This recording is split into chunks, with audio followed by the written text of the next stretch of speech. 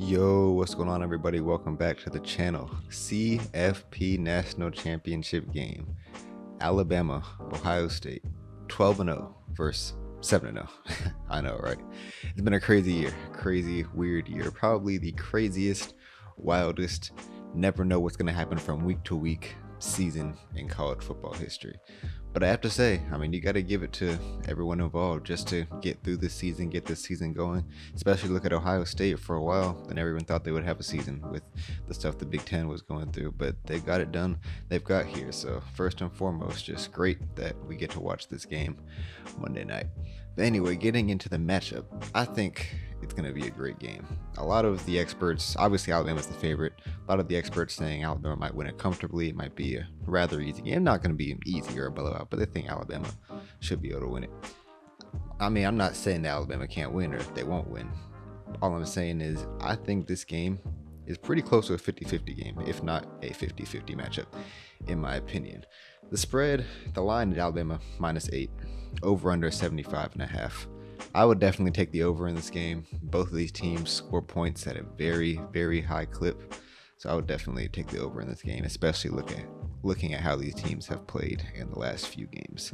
FPI forecast, Alabama has 62.5% chance of winning. But yeah, like I said, I think this is a 50-50 matchup. I think this would be a great one. Obviously, for Ohio State, first you got to look at Justin Fields. 385 passing yards, 6 touchdowns versus Clemson, just an absolute inspirational, historic, whatever you want to call it, just overall amazing performance against Clemson. Trey Sermon as well for Ohio State has been on fire recently. 60 carries, 524 yards, 3 touchdowns in the last 2 games. Just been an absolute beast. It's been great for Ohio State being able to open defenses up, especially versus Clemson, to allow for Justin Fields to attack the defense like he did. For Alabama, obviously, first you got to look at Devonta Smith, Heisman Trophy winner, first wide receiver to win the Heisman since Desmond Howard. Just what a season this guy has had. Just what an absolute beast he has been on the field.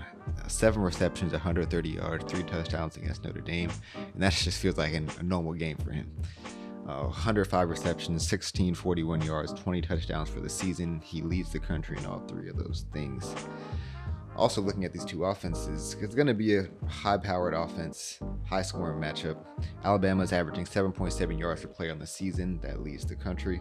Ohio State's averaging 7.2 yards per play, ranked 6th in the country. Alabama gives up 4.8 yards per play. Ohio State gives up 5.3 yards per play. So these teams are good on defense as well. But in a game like this, both the offenses are going to come to play. I think we're going to see a lot of points scored.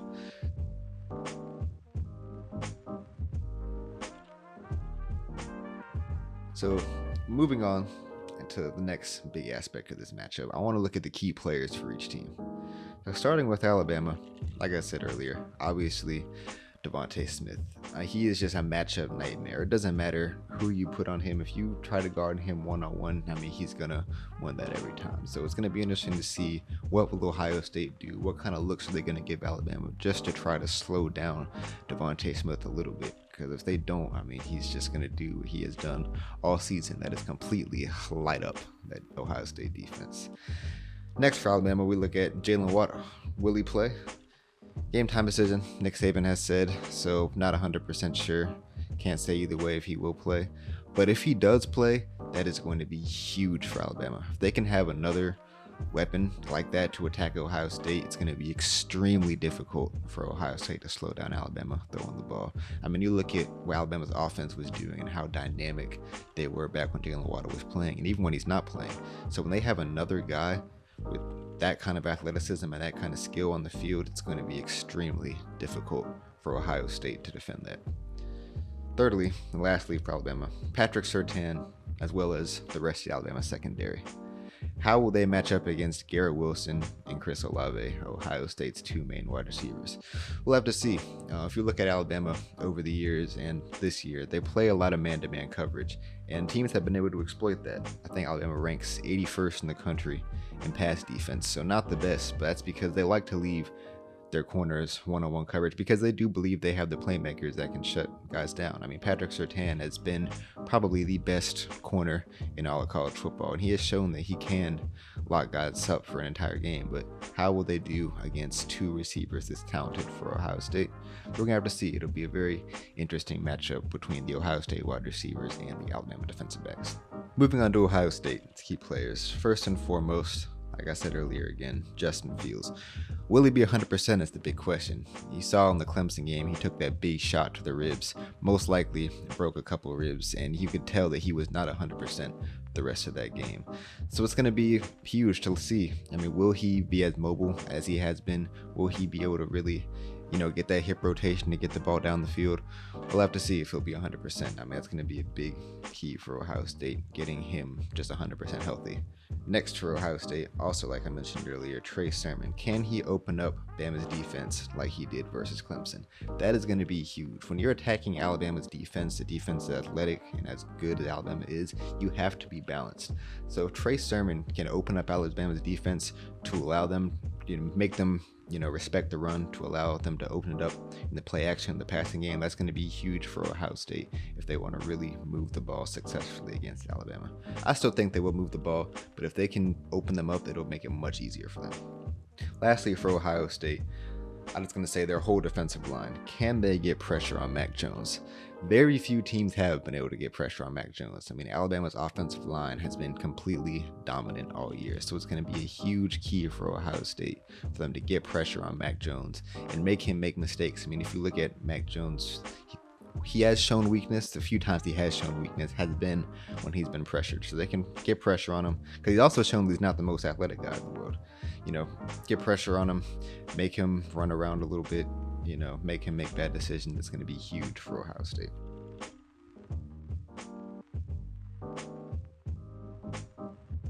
Moving on, the keys to the game for each team, starting with Alabama. First key, I just like to say, is stay focused.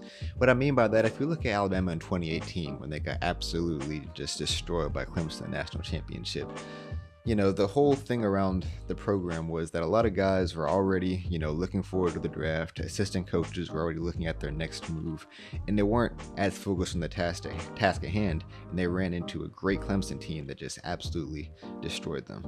So that's going to be the first big key for Alabama, is just stay focused. I mean, you look at all the guys in this team that can be first-round draft picks and other high picks. Also look at Steve Sarkisian, who already has the head coaching job at Texas lined up. That's going to be the first key for Alabama. Second key, attack Ohio State's secondary. So Ohio State ranks 119 in the country in pass defense, which is terrible, giving up 280.7 yards per game. And I think Alabama has the potential to eat this up. Obviously, Alabama probably has the best receiving core in all of college football, especially if Jalen Waddle's healthy. They have the best receiver in college football. Mac Jones has been able to get it to him all year. So just attack Ohio State's secondary, because Ohio State's been really good against the run, but they've shown a lot of weakness against the pass. Lastly, control the line of scrimmage, offense and defense. First of all, on defense, Trey Sermon's been averaging 7.5 yards per rush, so you can't let him just get 4 or 5 yards before first contact like he has in his last few games. If they allow that to happen, that's going to allow Ohio State to just attack however they want to, because Alabama's going to have to put more guys in the box. Allowing Ohio State to take more shots downfield is going to make them extremely hard to stop. And then also on offense, Alabama's offensive line has been very good, but Ohio State ranks second in the country in rush defense. So Najee Harris obviously is a great running back, but can they control the line of scrimmage enough to allow him to get yards on the ground? We'll have to see. Moving on to Ohio State. For Ohio State, first of all, as I said, attack Bama's man-to-man coverage. Alabama likes to play a lot of man-on-man coverage. Ohio State has some playmakers that can exploit that. So that's going to be the first key for Ohio State. Alabama, they've shown over the years that when you attack them, because they like to put their guys on islands, when you attack them, you can get yards in the passing game down the field. That's how you can beat Alabama, and that's how you can move the ball against their defense. Secondly, kind of relating to that, stay balanced on offense.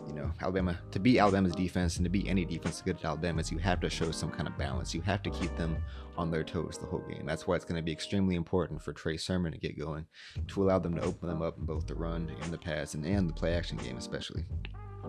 Last thing, get pressure on Mac Jones. Like I said in the key players, they're going to have to get pressure on him. If they want to have any chance of stopping Alabama, throwing the ball, they're going to have to get pressure on him, because Ohio State, just defending the pass, has struggles. So they're going to have to get pressure to have a chance at slowing down Alabama's offense.